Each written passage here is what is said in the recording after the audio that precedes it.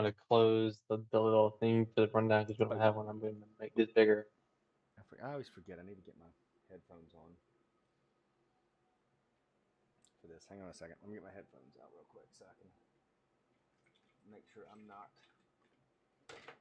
like having us sit here and we shouldn't, but I still want to do it anyways because I mean I don't want repetitives going in through the stream. I know we're live and I know it's that way, but you know, it is what it is.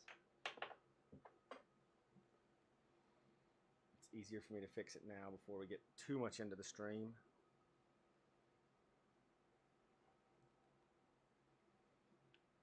But hello to those that are already joining us as I am fixing myself before we get too far along. We love it when people get to watch us make fools of ourselves because we're very technically inclined, but we just don't do it ahead of time. We prepare ourselves oh so much, but then forget to do the final preparations. Make sure that the audio is coming through. Right. Make sure we got audio.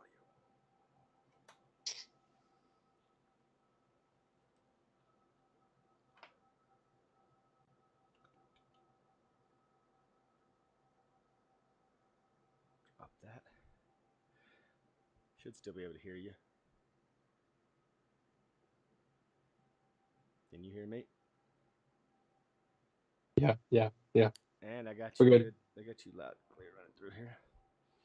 We're good. So we're live. We're talking. It's just me and you again. One of these days here, pretty soon after I keep beating Donald to death at work, he'll get back on with us.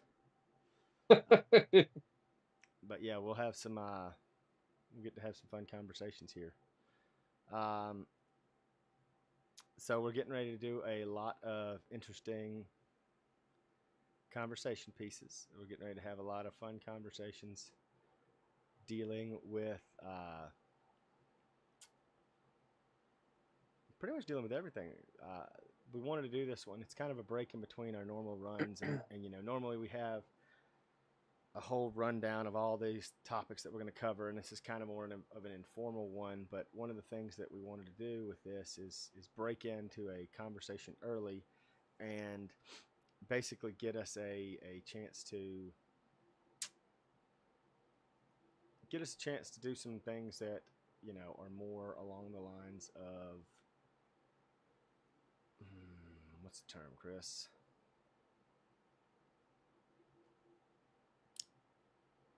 We want to get us into something early on here in the middle where we can have a conversation and address some of the new things that came out recently. More in particular, there's a couple of topics that we really do need to cover.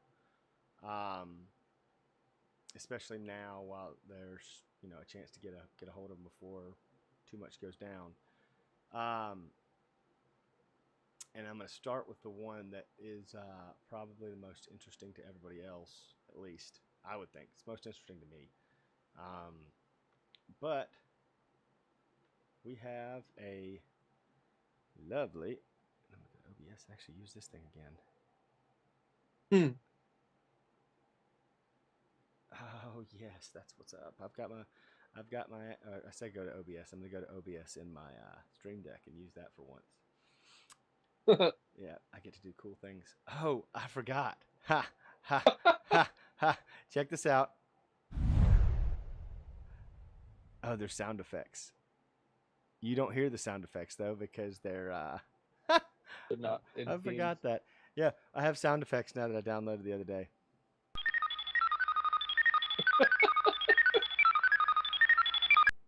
Yeah, that was kind of fun. I had to do that. Yeah, so I'll be adding more and more sound effects for us in the future, Chris. It'll be fun. I crack myself up a little bit because I do fun things sometimes. But the big things to talk about, we're starting with this one first. We're starting with the AMD 4th generation EPYC 9004 series. It is launched and it's being tested and it is out there in the wild for folks. It's cool. I'm kind of excited about it. Um, just saying, I'm kind of happy for this stuff. Kind of happy to see what it does. We'll see how it goes. Tis what it is. You stupid thing. Shut up. But I say all that to say this. Uh, we're looking here at what's going to be the future of pretty much our the big kind of things. We're looking at the future of servers. We're looking at where Threadripper eventually will go one day. I do love this image though. I mean, it's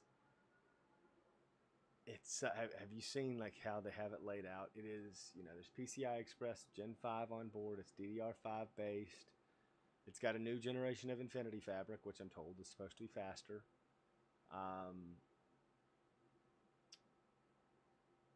Yeah, dude, it's gonna be all in all very good. I mean, it's 128 lanes single socket on SP5. If you go dual socket, it's 160 PCI Express lanes available to you. That is all PCI Express Gen 5 lanes. 12 terabytes of RAM. Yep, via 12 channel, which basically it's one DIMM per chiplet, or one channel per chiplet. I mean, that makes sense, right? Mm-hmm. So 2 DIMMs per channel. So, which I can't remember when I looked at the, I think it's 8 channel memory on as well, still on, what's it called? On, Sapphire Rapid. yeah, I think it's 8 channel memory still on Sapphire Rapids. But honest to God, I mean, 8, 12, what's the real difference there? It's not really a big difference. Especially for workstation stuff. Yeah, dude. Once you get up over 4 channel, you're like, it's really just, I mean, for lack of a better word, in my opinion, once you get up over 4 channel, it's kind of a pissing contest, because you're just, with memory speeds of DDR5 up over 4 channel, you really are like, that is so much bandwidth. So much bandwidth. And it's like, do you have enough cores to really feed all that? And I guess that's kind of why Genoa went with what it went with. It went with another one because it's got another whole set of chiplets on there.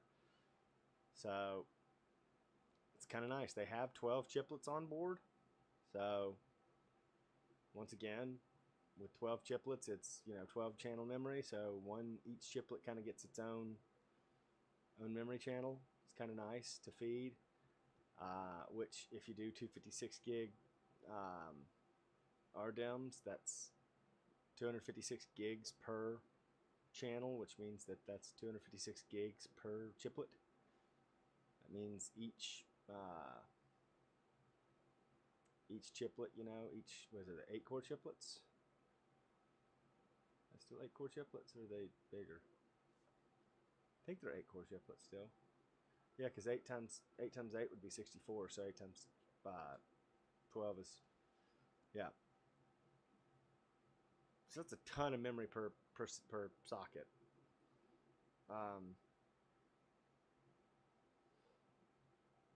Obviously, these aren't 3D stacked memory yet. So these aren't like Genoa X or like Milan X that has the 3D stacked memory. Which we're going to get into the competition that's going on when it comes to memory on chip here in just a second.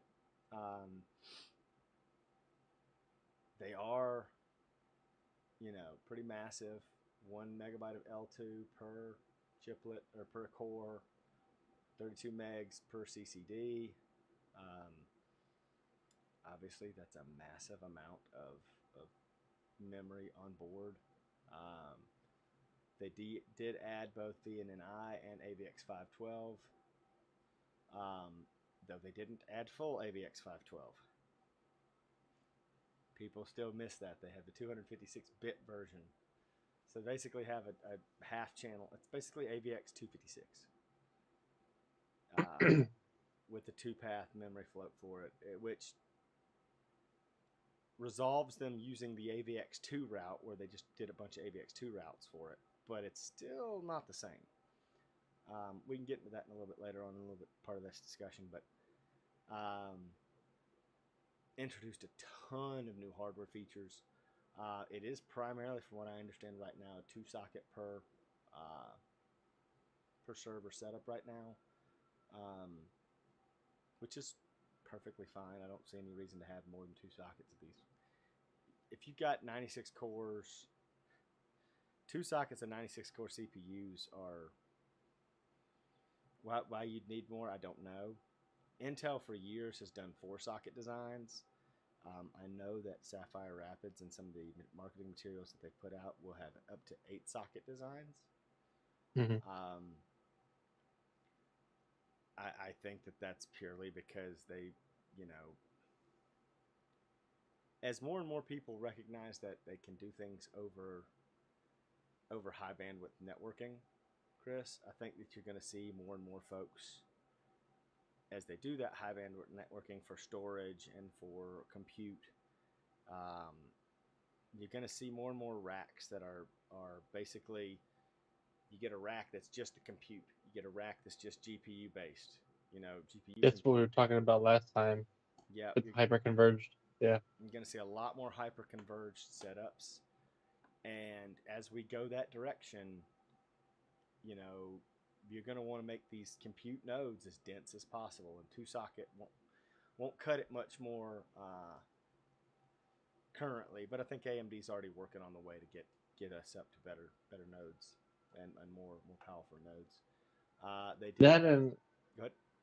I feel like 8-socket was more of a thing when GPUs weren't as common for compute rendering.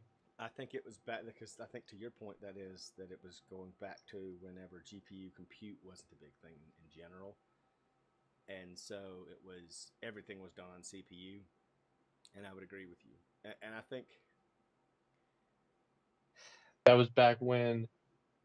What was the memory on a P100? Like a Tesla P100. It was not. I mean, it might have been 40. Might have been 24 gig. Yeah, it was 24 gig. DDR5 wasn't HBM even, and it was GDDR5. I think it's a 16 gig. The Tesla T4, yes, but they had the Tesla, the big boy that you're talking about, the bigger card. It was basically the one that was the same as the P6000. It was the same memory controller, so it would have still been 24 like it. Oh. So you had a multi-chip card back then that was for VMs, and it was basically 4P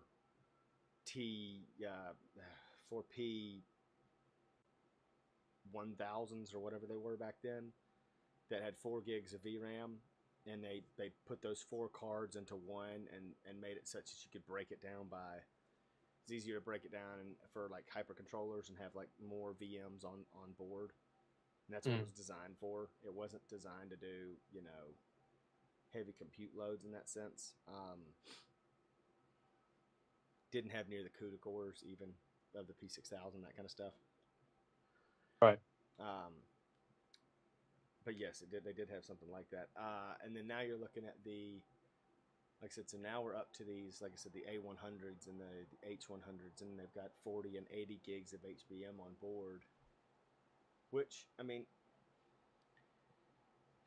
it isn't a lot. It's not near as much as some people would like it to be. But we're also to the point where now that we're getting into CXL, which is a big point of the discussion from the Genoa series and from Intel's upcoming Sapphire Rapids, CXL is a way of basically letting the GPU almost have its own onboard, x80. And we might not see it this generation, we might not see it next generation, But I wouldn't be surprised if some of these CXL-based graphics cards or GPU compute type cards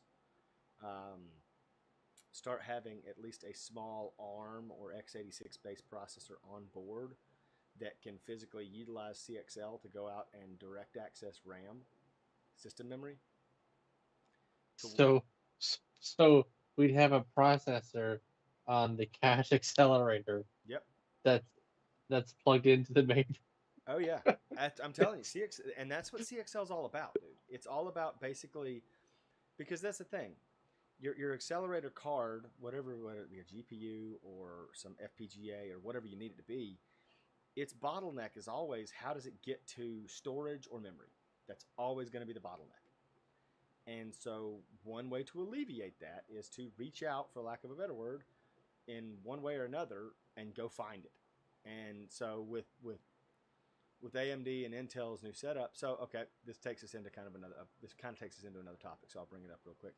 So the CXL memory expanders for CXL 2.0, right? All right, so what is a CXL memory expander? Well, plainly put, it's a DDR5 DIMM that goes into your PCI Express slot by 4. PCI Express by 4. And if you need to go for massive amounts of RAM, you can almost go to PCI Express by 16 slots with these things and have massive memory expansion at a much lower cost than adding a bunch of DIMMs on board. So think, where does this make sense? Think Threadripper, for example. All right, one of mine and yours biggest complaints we've had about Threadripper Pro recently is that it's 8 DIMM per channel, but it's only 8 DIMM per board. Nobody makes a 2 DIMM per channel board for Threadripper. No. And one of the reasons they don't is because if they did that, they would start to eat a little bit more and more into their epic market space. So one way to get around that here in the near future will be, okay, that's fine. 8 DIMM per channel, that's perfect. Makes the board smaller. Make the board a little longer. Throw us we've already got 128 PCI Express 5.0 lanes on board. Take 2 of those slots at 16 PCI Express 5.0 lanes. Take 2 of those slots and go out and throw in, a terabyte of memory into both of those slots. And they're almost as fast as DDR5. They are DDR5 modules, for lack of a better word. They're almost as fast as being in those 8 DIMM slots. But okay, so now I've got 2 terabytes and 2 1 terabyte cards out there in the CXL slot. Much like Optane was supposed to function, it doesn't anymore. Obviously, it's gone now. But much like Optane was supposed to function, you've now got 2 terabytes out there where you could say, okay, let me go spend, and yes, those are expensive cards, but they're not as expensive as 256 gig DIMMs of DDR5. They're probably cheaper than a terabyte of DIMMs. The article. Go ahead. The article says current DDR4 capacities are 64 gig and 128 gig. It doesn't even mention 256 gig DIMM, which I know exists. Oh, we know it exists. Thought about it. It's exorbitantly expensive. Mm-hmm. It's astronomical, even for us. So, all right, look at it this way. All right, DDR5 channels. Each channel has between 30 and 40 gigabytes a second of memory capacity on the DIMM. That's current DDR5 setups, right? So let's say you now drop from, once again, and these are showing off only 96 gigabyte chip capacities. But let's say that you've got those 8 channels, you populate them with 64 gig DIMMs instead. Instead of doing 256 gig DIMMs or bigger ones, you do 64 gig DIMMs, right? So with 64 gig DIMMs in 8 channel mode, you get, 256, you get 512 gigs of memory to the CPU that multiplies itself over the 8 channels and gives you roughly, call it 250 to 350 gigabytes a second of bandwidth right there. Well, now all of a sudden, if you slow it down, because once again, PCI Express 5.0 is 30 to 40 gigabytes by 4 in a by 4 setup. So if you got 30 to 40 gigabytes in by 4 setup, and you take these memory expansion modules and you put a terabyte out there on a by 16 setup, so 120 megabyte per second, to 160 gigabyte per second bandwidth, you've almost got the same speed, but you've got it in a card that is probably much cheaper to manufacture because it's putting all those modules on one board. It's utilizing the bandwidth of CXL, which is bifurcated, and it's utilizing a whole different slot to where you can, like I said, there's only so much you can put onto a DIMM chip before you get to the point where you are. Think about UDIMMs, how they're made up. UDIMMs and RDIMMs. The ranking system, the more you physically put on that DIMM, the slower as a whole the DIMM becomes. Most people don't recognize that, but as you stack memory higher on those DIMMs, it actually becomes slower. Not by a lot, but enough that it's kind of shitty. But so let's say that you've got these, you've got your memory out there, you got your 512 gigs, and now you've got 2.5 terabytes of memory. But the thing is, at first it loads up that 512, and then only if it needs that extra memory, it pushes it out. And it puts it on a slightly slower DIMM of memory, but it's still just like memory to the actual system. It's just a little bit more latency to it. In the world that I live in, oh my God, my job becomes 1,000 times easier and a lot cheaper from a hyperscale perspective for us, because I don't have to go out and buy, spend my firstborn child's ARM on memory to actually be able to put enough memory in the board. I can go up and buy cheaper, close memory that'll be faster. Once again, you can get it faster. Then you can put slower usable memory a little bit further out. Because as I would tell people, 99%. I only say 99% of the time. That's too high of a percentage. I'd say 65 to 70% of the time, I don't need more than 512 gigs of RAM. But it's those fringe cases where I do, where when I'm doing my job, and there's a lot of people out there that are in similar, AI use cases, rendering use cases, all that kind of stuff, where it's the fringe cases that cost you the most money by not because you can't afford to not have enough RAM. Well, because you hit that RAM wall, and a job that if you're under the RAM wall takes you hours to maybe a day to do, now all of a sudden it's taking a week. Mm-hmm. And tying up that entire machine for a week to do it because you don't have another machine you can do it on. And if you build another machine to do it on, or you try to break it up, then once again, when you're breaking it up only goes so far because you still hit that wall eventually. Mm-hmm. So it's nice to be able to have that as think about this. I could buy a 1 terabyte memory expander and just buy 4 or 5 of those, and whenever I have a machine that needs it, bloop, pop it in. Don't have to leave it in there all the time either. Mm-hmm. CXL is really going to change the game. And I'll go ahead and say, I know Sapphire Rapids doesn't support the memory expansion because it's only CXL 1.1. There's a reason for that.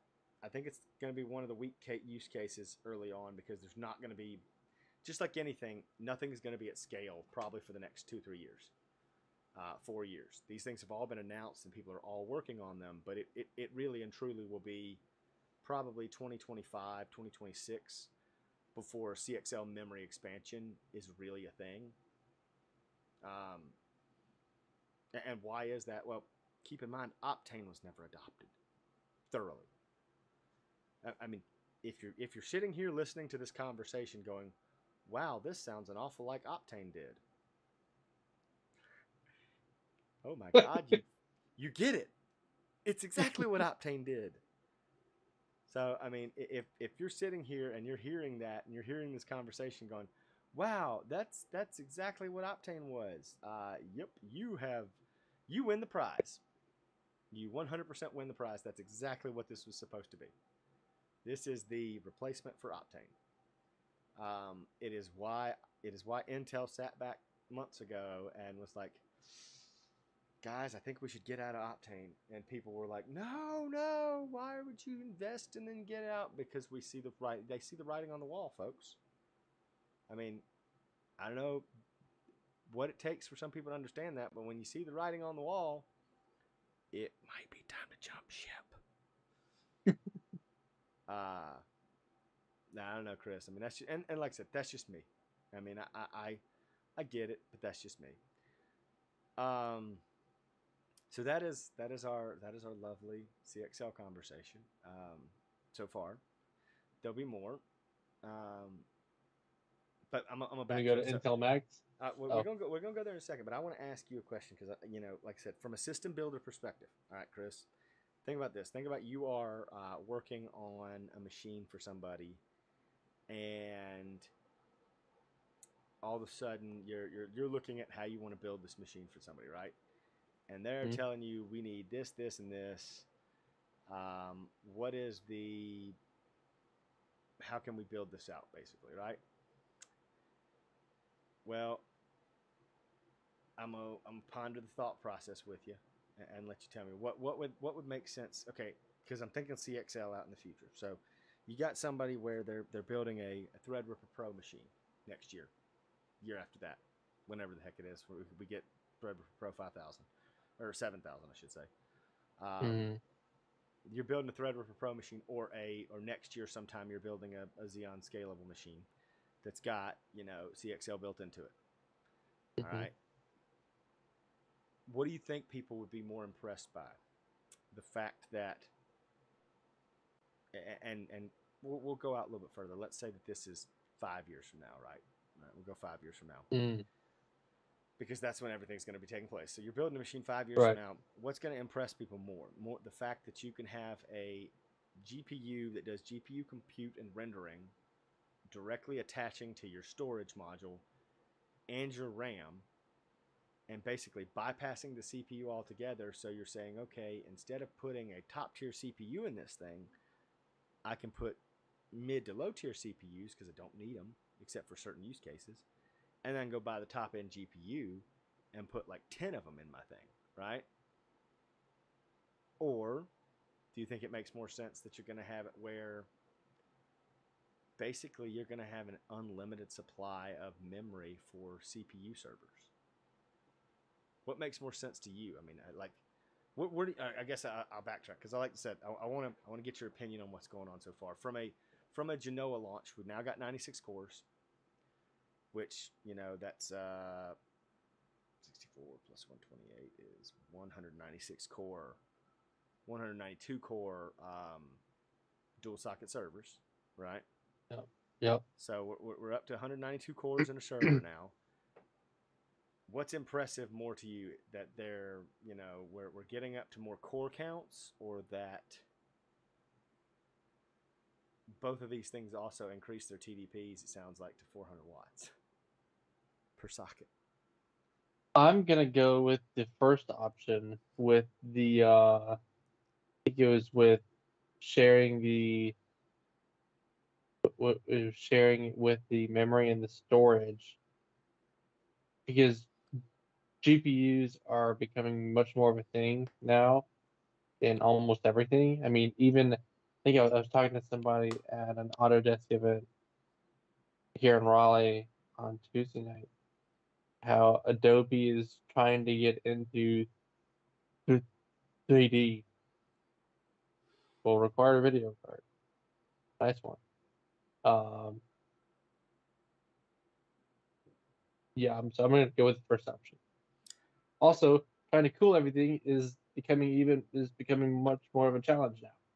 So, oh, dude, please help me, Jesus. Oh, dude, nothing. I'm gonna go ahead and tell you. You better prepare yourself. I think next year will be the first year when you get into building these huge high end builds of stuff. I think next year you're going to start seeing pretty much everything you have to build when it comes to like what you and I used to call HEDT or high end desktop. I think all of Hmm. that stuff starting next year, yeah, it's gonna be all water cooled. It's gonna have to be. Hmm. I mean, you're talking 400 watts a CPU. Yeah, yeah. Um, we've been using little water coolers for processors for like ever, and occasionally we've used a hybrid cooled video card because then it's the same concept. It's very low maintenance.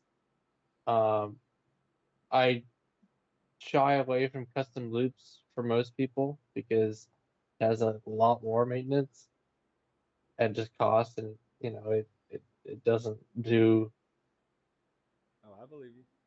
a whole lot better. Um, I have a feeling you're so- getting ready to have but to build a lot more of them, but we might well we might end up doing more hybrid cards just because we have to. Um, I mean, and and and look at the and now RTX that 4090 now, dude. now that NVLink is dead and multi-card builds are heavily constrained quadro, sorry, RTXA. What what you gotta do something better than RTXA and RTX Ada and RTX. I don't know. Nvidia, you need to fix your stuff. Uh, RTX Enterprise, let's call it that. yeah. Because that's, I mean, Uh, that's the way they're trying to sell it. You know, in the conversations I have with Nvidia, that's it's RTX Enterprise. So I think it's a weird thing. that hybrid cards are gonna be okay now that we're really just doing one video card in a most workstations because like before with like a 2070 you could put four 2070 hybrids in a build because it was a little 120 rad. You can't put four triple fan rads at, all in ones in a computer. It's not gonna fit. I think what you're going to end up seeing is more of the cases, kind of like the one I have. Maybe not necessarily exactly like it, but modular cases where you can put more rads above or below, kind of deal. Mm, I mean, maybe they're like I said, maybe they're only single wide machines, they're not double wide, but you're still going to have to see that because you're going to have to see for like I said for HPC, you know, non-server HPC.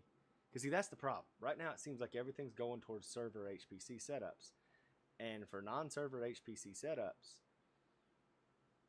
that's what you're looking at. You're looking at multi rad systems that are going to have to be built somehow with basically because even if you look at servers now, like servers now, and I need to go find it. I'll have to go find a use case. Hang on, actually, let me do that real quick. Let me go back to that screen so I can go look something up real quick because I want to look it up because I want to find us a. I like Uh, what I I want to talk about a case real quick. do it. I like what Corsair has done with the 5000D airflow and the 7000D airflow in that they have it's a similar design to the O11 the dynamic and XL in that there's a side set of fans. So on the 5000D airflow, you've got your normal intake, you've got your side intake or exhaust, then you've got your top exhaust, and you got your back exhaust. So if you're doing like an i9 with a 4090, then you can put your water cooler for your processor on the side, have it pull in through the back, and have your normal front intake, and that way your video card's getting a ton of fresh air, and your processor's getting fresh air. Nothing's get well, I mean, the video card is getting preheated a little bit, but it's fine. versus not having that side. And it's just the front and the top. I Yep. like that. So Alpha Cool. Alpha Cool has a for you. I'm gonna put it in the chat for you so you can see it too. I This, see it. but Alpha Cool has a for you 1908 server rack for water cooling. It's designed to be able to put water cooling componentry in and run. I mean, look, it's got flow outs of it already, dude. You can actually like run sockets out of it so that you can actually add water cooled radiators and all that other stuff. I mean, they are preparing for what's coming. I am. Yeah, we're gonna be getting into more in racks. I have a feeling a lot of people are, dude, because it's going to be the only way. Like I said, it. Okay, it's going to take us into the next topic, but let's go back to it. Let's go into it. Let's have that conversation now. So we're going to go back to the Intel Mac series. Okay, for those of you that have not invested your time and effort into looking into these things, Intel is basically up in their game now. And when I say up in their game, they're doing a pretty dang good job of it. They are they're bringing out the Mac series of GPUs and CPUs. So Ponte Vecchio is getting a new name. It's now called the Intel Mac series. So what does that mean? That means we've got CPUs with HBM on them.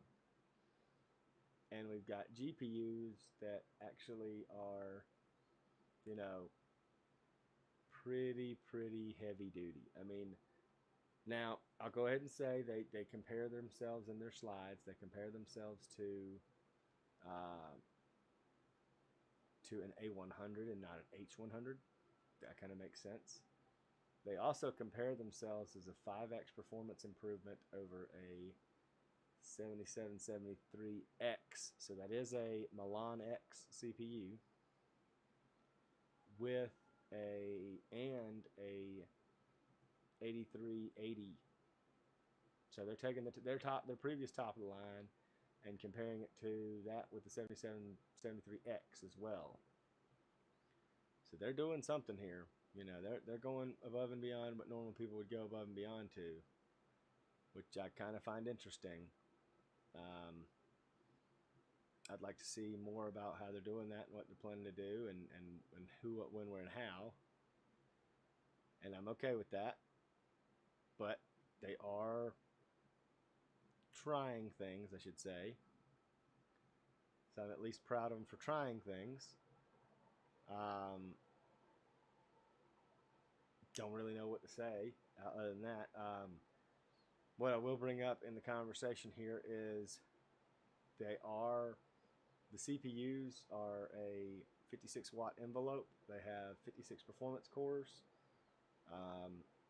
They have 64 gigs of high bandwidth HBM memory on board.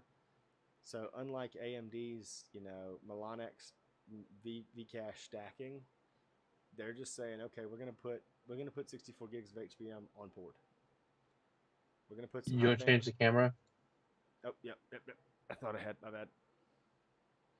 They're gonna put 64 gigs of high bandwidth memory on board. Why in the ham sandwich they're trying to talk about memory and power usage, I don't know. I think that's kind of a slap in the face to themselves when you know how much power they've been bumping recently, but it is what it is. The Max GPUs are getting huge bumps in on-cache memory. Huge bumps there. So that's impressive in and of itself. The 1550, the Max Series 1550 GPU is a 600 watt. Now it's an OEM module, so it's that It's that server module. It's not the same double wide PCI Express card like the 1100 or like the A100 had and H100 will have. But when you get those cards, they have to reduce the power usage. What you gonna say? I see XE Link on the Max 1100. Yep. I see XE Link. Praise Jesus. Look, ladies and gentlemen, they've recognized that linking a card together is still valuable in the data center and for Envy. professionals. I, Envy. I, it sounds like the more and more the death of NVLink may be something we see them have to bring back next generation. Premature. I think that it really well. And now here's the deal. Here's one of the things I will say because as we get into the next generation with CXL, I don't think that bridges are going to be needed anymore. Here's why. I think you can do everything over CXL now because CXL not only establishes CPU to PCI Express device links, but it also establishes PCI to PCI Express link conversations. Mm. So I think that's one of the things that we're going to see here coming up that will help us get past this. Interesting.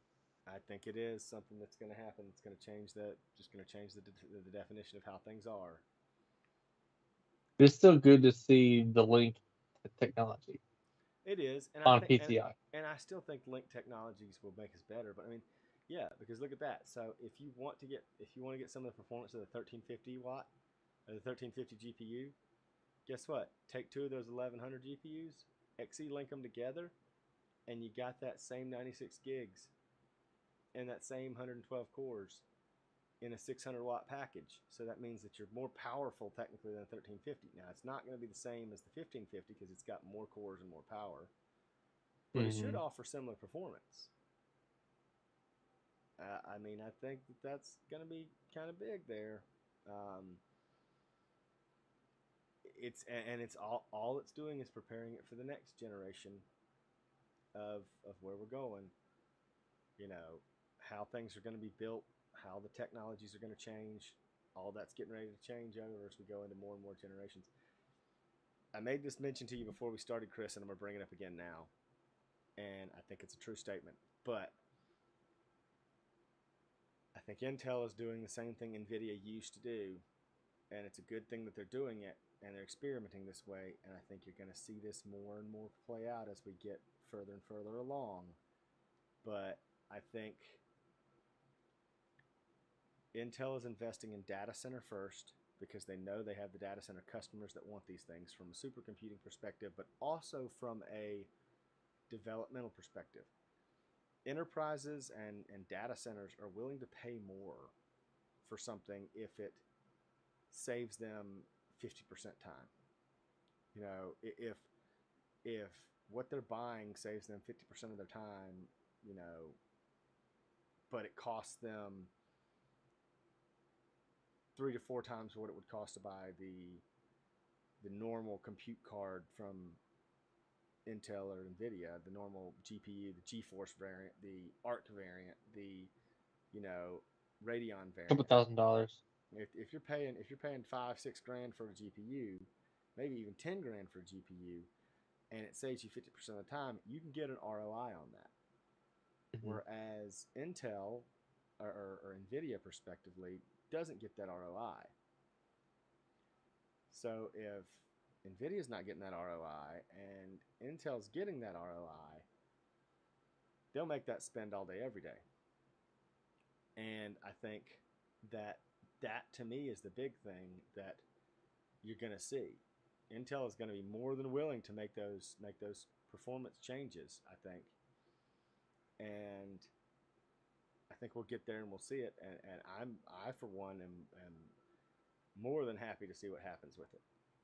You know, personally, I think that's the way we're going to see things go. And if that's the way we go, that's the way we go. So I just realized that Falcon Shores, which is at the end of this article, yep, is very similar to a Grace Hopper. Yep. Yeah, that's interesting. Now keep in mind that's Falcon Shores, and that Falcon Shores is it's out there. That's It's that's 2024. You know they're still going to be behind for probably 2 to 3 years, maybe even 4 to 5 years on GPU technologies. hmm But they're willing to invest right now, and if they get the customers to make the change, because they're also looking at the big thing that Intel and AMD are betting is that people will walk away from CUDA. I mean, hoping. yeah, they're hoping, and well, I don't say they're hoping. They're betting. They're betting their money that people will eventually walk away from CUDA, and I don't think AMD really has the data center expertise to do that from a GPU perspective. They're trying with CDNA and RDNA. hmm I don't think they have the mind share to do it. AMD that is on that side of things. I think Intel does have the mind share to bring them away from data center. Now, the benefit to AMD here is if they come along over to this Intel side of things, then AMD slots in right with them perfectly. And so it's like you might see, you might very short soon, you might see AMD CPUs paired with Intel GPUs, and vice versa. You might see AMD or Intel CPUs in the data center paired with some of these CDNA GPUs, depending on who has the better technology that generation. And that's a huge win for both of them hmm because they're pushing them more towards this open standard and away from CUDA. CUDA is still oh so permanently locked down, um, and it's because it's so damn good that it's permanently locked down. Um, I think the big thing is they've got to get past that, and if they can, we're in for a ride, a good ride, a good chance to see a lot of power and performance out there that makes a lot of sense. We got to get there. I think we hmm will, but once again, I think that's going to be the key to do is to get us past that point. Now, um, if we get past that point, where does that take us? Well, the next stage of this for Intel, they have very, very big plans, dude. They want to be the second largest foundry by the end of the decade. And TSMC. They want to be right behind TSMC by the end of the decade. And that Yeah, means that they want to surpass Samsung fairly quickly. Um, that's a big deal. That means that they're willing best of luck. to they've got to throw some money at it, and they're willing to throw the money at it. It seems. Um, They've got to stop getting into patent losses. But yes, but the big thing that they've got to get by is once they get past some of their other stuff, and keep in mind the reason that they want to get there is they're already a very strong foundry in what they do for their CPUs. But once they can get down to a node that's as tight or as good, I should say, um, as TSMC, once their nodes are side by side the same as TSMC, I think we start to get to this point where you might end up seeing Intel able to overtake and make some seriously good plays. Um, are they there? Nah, not quite.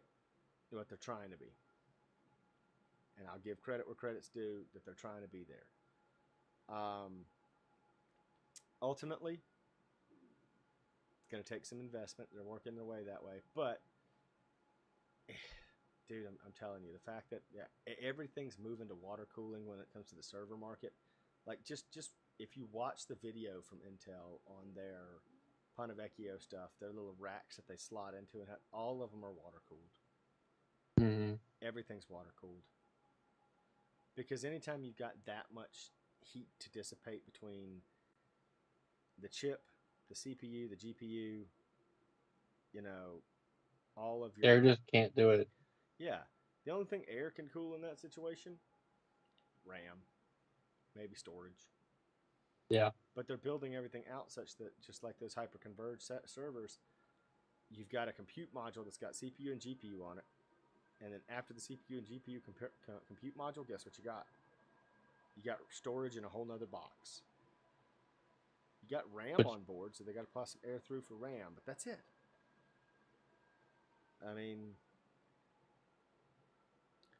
we're heading that hyper-converged route, and fairly soon I think that's going to be the difference. I told you I wanted this to be a little bit shorter, and it's kind of pushing the same length as normal, but we can kind of wrap this one up. We do have a couple of we got an upcoming guest in the next episode. We're going to be talking memory and storage a lot more. We're going to be trying to kind of lay the landscape out for what really is going to be, honestly, in my opinion, a very, very interesting conversation. I think that the landscape of storage and memory, as we get to DDR6 eventually, and then as we get to truly using CXL for memory, not necessarily for RAM, but for storage too. I mean, because I don't think NVMe truly gets us to storage the way we think of from a NVMe is great and M.2s are great, but until you have 4, 6, 8, 12, 16 terabyte drives that can really saturate a by 16 PCI Express 4 lane setup, you're really not going to be pushing the limits of what can be done. And then we get to PCI Express 5.0, and it's like, okay, you really do want to start pushing the limitations of that. And that's when storage, that's when we really hit that bridge, that storage almost becomes the same as memory, especially when we hit PCI Express 6. And I mean, your bandwidths at those points, your storage and memory are, you're going to have DDR6 alongside that. If you don't, when you have PCI Express 6 alongside, if you don't have DDR6 alongside, your storage will theoretically be faster than your memory. Which means bad. we're approaching the time when RAM may start to disappear as a necessity. Like Yeah, you may start seeing people in the next 10 years where there is a 128 gig or 256 gig HBM package on die, on chip. And that's your then RAM. and that's essentially RAM. That's essentially like RAM, but really it's just a next level cache. And the rest of it gets pushed out to a by 16 memory, a by 16 PCI Express card on PCI Express 6.0, and it's basically saying we're just going to directly pull it from storage directly to the board back. We don't, now we have enough bandwidth that we don't need RAM. The point of RAM was because spin disks were too slow. But you may see RAM cache drives, basically. You might not see DIMMs. You might just see everything done in PCI Express land. You might see some hyper close to the board PCI Express. Basically, my point is you might see the DIMM go away. You might not see DIMM slots. You might see 2 or 3 or 4 PCI Express slots that are hyper close to the chip to give you that extremely low latency memory from a storage cache drive. Mm-hmm. But once again, extremely low latency, but over NAND flash that will be fast enough to where, all right, NAND flash is now, you got 4 terabyte drives in those little slots right there next to 4 terabyte drives. Once again, memory becomes, it disappears. That's, and don't get me wrong, I don't think it ever really will. I think it'll probably be, personally, I think, it'll be 10 years before we lose DIMMs, at a minimum 10 years. I mean, if in 2032 we're still doing this podcast and we're talking about DIMMs that have disappeared on motherboards, I will be excited. But if we get to that point, we're also going to be talking about, network solutions like last time, where 100 gig network connections are the standard. Yeah. And you and I both know we've been on the old technology for so long now that transition's just going to take time. Yeah. But until the next time, like I said, we do have a great guest next time, so tune in. We are going to do it. Normally we start on the first Friday of every month, but we're going to do it on the 9th this month, upcoming the next episode. Um, the discussion topics will be memory and storage and why it matters to you. Like I said, we do have a great guest that's going to come along and join us for it. The 9th is the plan day. We may push or pull that by a couple of days just to accommodate our guest. But in the meantime, I'm Brad. I'm Chris. We're not your typical IT guys, and we'll talk to you soon.